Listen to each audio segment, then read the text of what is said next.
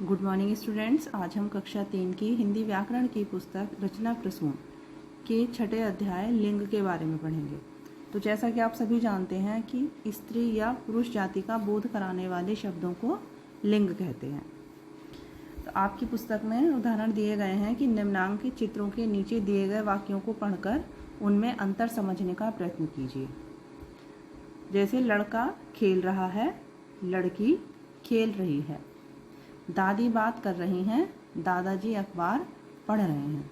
तो इन वाक्यों में लड़का और दादाजी शब्दों से उनके पुरुष जाति के होने का पता चलता है। उसी तरह लड़की और दादी शब्दों से उनके स्त्री जाति के होने का पता चलता है।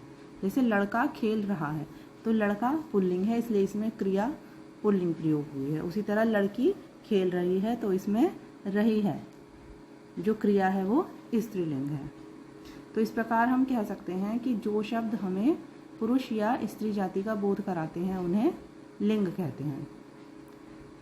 यह संज्ञा शब्द के जिस रूप से उसके स्त्री या पुरुष जाति के होने का बोध हो उसे लिंग कहते हैं। लिंग दो प्रकार के होते हैं, पुल्लिंग और स्त्रीलिंग। सबसे पहले पुल्लिंग, तो पुरुष जाति का बोध कराने वाले शब्द पुल्लिंग कहलाते हैं। जैसे नाना, बैल, लड़का, सेवक इत्यादि सभी शब्द पुल्लिंग हैं। सेकेंड, स्त्रीलिंग, स्त्री जाति का बोध कराने वाले शब्द स्त्रीलिंग कहलाते हैं। जैसे नानी, गाय, लड़की, सेविका इत्यादि। जो शब्द पुल्लिंग होते हैं उनके साथ क्रिया भी पुल्लिंग आती है और जो शब्द स्त्रीलिंग होते हैं उनके साथ स्त्रीलिंग क्रिया आती है। जैसे बैल घास खा रहा है, गाय घास चर रही है। तो रहा है और रही है, तो जो रहा है वो पुल्लिंग है और जो रही है वो स्त्रीलिंग है। नीचे कुछ पुल्लिंग शब्द और उनके स्त्रीलिंग रूप लिखे गए हैं। तो कुछ शब्दों में आ के स्थान पर, पुल्लिंग शब्दों में आ के स्थान पर इया लगाने से स्त्रीलिंग बनता है। उसी तरह पुल्लिंग शब्द आ के स्थान पर ई लगाने से स्त्रीलिंग बनता है। जैसे चूहा, तो इसमें चूहा आ, इसमें लास्ट में आ आया है तो इसमें इया शब्द जोड़ने से वह स्त्रीलिंग बन जाता है। जैसे चूहा का स्त्रीलिंग होगा चूहिया, बूढ़ा बुढ़िया, चिड़ा चिड़िया। उसी तरह पुल्लिंग में आ के स्थान पर ई लगाने से, जैसे काला, इस आ के स्थान पर ई लगाकर इसका स्त्रीलिंग बनेगा काली। उसी तरह बकरा बकरी, महोदय महोदया, तो इसमें ए के स्थान पर आ लगाने से। कुछ शब्दों में आ के स्थान पर ई लगाने से, जैसे मौसा मौसी, बेटा बेटी। और कुछ शब्दों में वान के स्थान पर वती लगाने से, जैसे गुणवान पुल्लिंग शब्द है, इसका स्त्रीलिंग शब्द होगा गुणवती। उसी तरह दयावान दयावती, तो इसमें भी वान के स्थान पर वती लगाने से स्त्रीलिंग शब्द बनेगा। श्रीमान श्रीमती, भगवान भगवती। और कुछ शब्दों में के अंत में आनी लगाने से, पुल्लिंग शब्दों के अंत में आनी लगाकर स्त्रीलिंग शब्द बनता है। जैसे नौकर नौकरानी। उसी तरह वर वधू युवक का स्त्रीलिंग शब्द होगा युवती। बैल गाय, विद्वान विदुषी, पिता माता, कवि कवियत्री। मोर मोरनी, हाथी हथिनी, शिक्षक शिक्षिका, अध्यापक अध्यापिका, बालक बालिका, गायक गायिका। तो इन शब्दों में शिक्षक, अध्यापक, बालक और गायक, इन शब्दों के अंत में इका लगाने से स्त्रीलिंग शब्द बनता है। जैसे शिक्षक का स्त्रीलिंग शब्द होगा शिक्षिका। उसी तरह अध्यापक में इका जोड़ने से बनेगा अध्यापिका। बालक का स्त्रीलिंग होगा बालिका और गायक का स्त्रीलिंग शब्द होगा गायिका।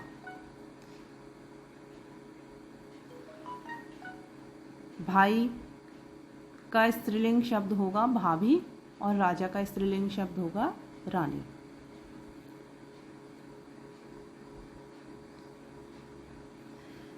इसमें याद रखने वाली बात यह है कि कुछ शब्द सदैव ही पुल्लिंग में ही प्रयोग होते हैं, जैसे पर्वतों के नाम सागर, देश, ग्रह, मास, दिन, वृक्ष और धातुओं इत्यादि के नाम सदैव पुल्लिंग शब्द में ही प्रयोग होते हैं।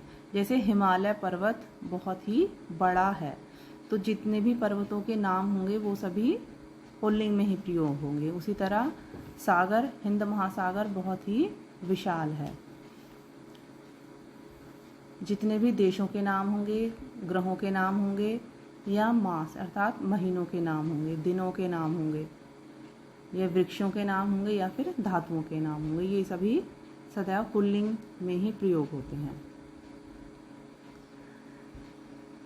कुछ शब्द सदैव स्त्रीलिंग में ही प्रयोग किए जाते हैं, जैसे नदियों के, लिपियों के, भाषा, तिथि इत्यादि के नाम सदैव स्त्रीलिंग में ही प्रयोग होते हैं।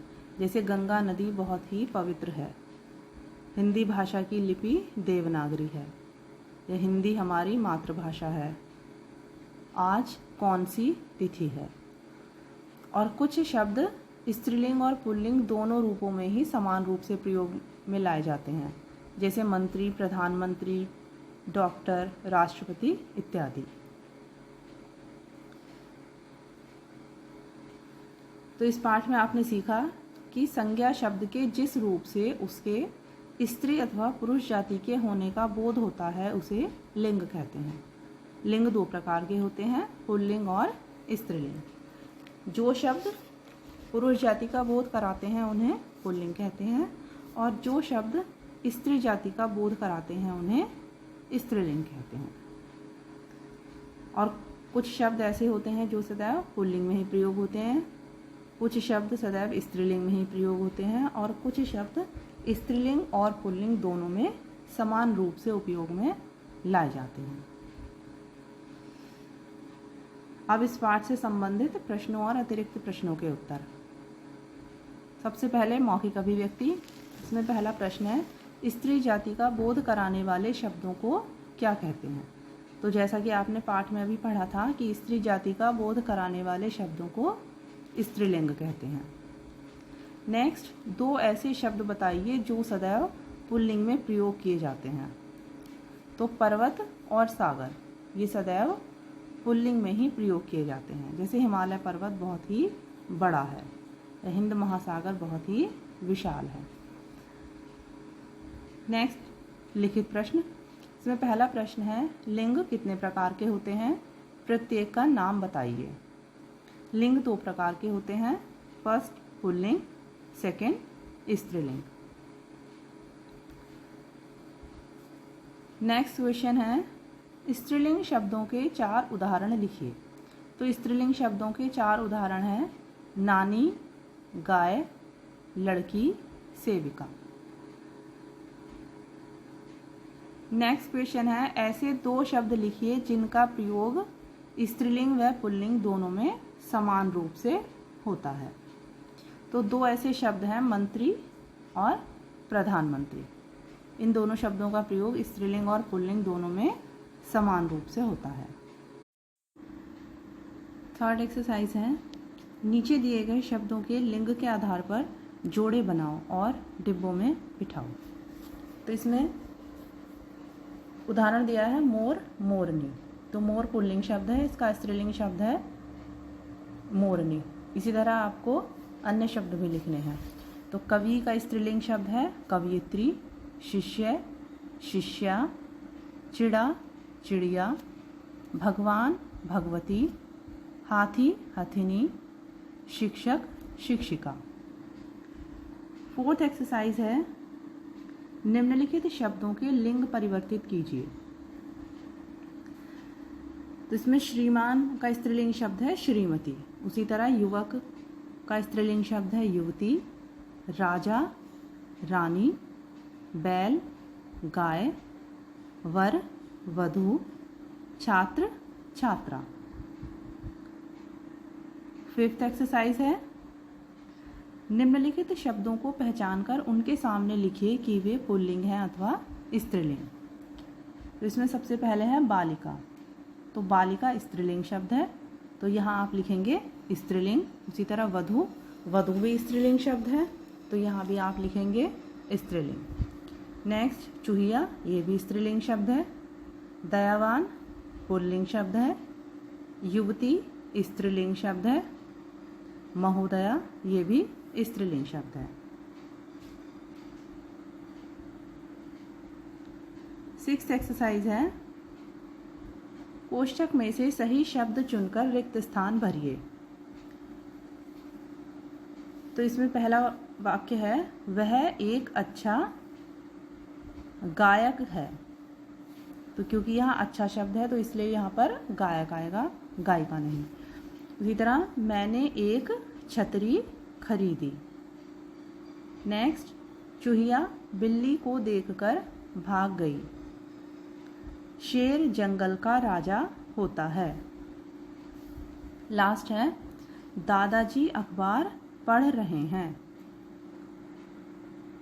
नेक्स्ट बहुविकल्पीय प्रश्न, दिए गए शब्दों के विपरीत लिंग वाले शब्द के विकल्प पर सही का निशान लगाइए।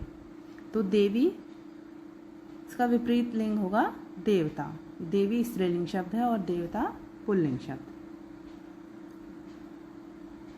उसी तरह मौसा, इसका विपरीत लिंग शब्द होगा मौसी।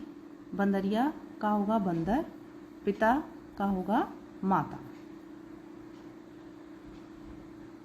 नेक्स्ट रचनात्मक गतिविधियां।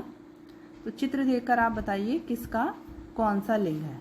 तो इसमें आपको लिखना है जो शब्द स्त्रीलिंग है उनके नीचे स्त्रीलिंग लिखना है और जो शब्द पुल्लिंग है उनके नीचे पुल्लिंग लिखना है। तो इसमें उदाहरण दिया गया है, सबसे पहले मछली। तो मछली स्त्रीलिंग शब्द है। उसी तरह चिड़िया, ये भी स्त्रीलिंग शब्द है। तितली स्त्रीलिंग। पतंग स्त्रीलिंग। शेर पुल्लिंग। दरवाज़ा पुल्लिंग। बिल्ली स्त्रीलिंग। खरगोश पुल्लिंग।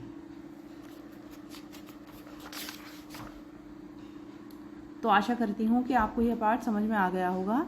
इस पाठ से संबंधित प्रश्नों के और अतिरिक्त प्रश्नों के उत्तर आप अपनी पुस्तक में साफ और स्वच्छ अक्षरों में लिखेंगे और उसके बाद आप उन्हें याद करने के बाद अपनी उत्तर पुस्तिका में उन्हें साफ और स्वच्छ अक्षरों में लिखेंगे।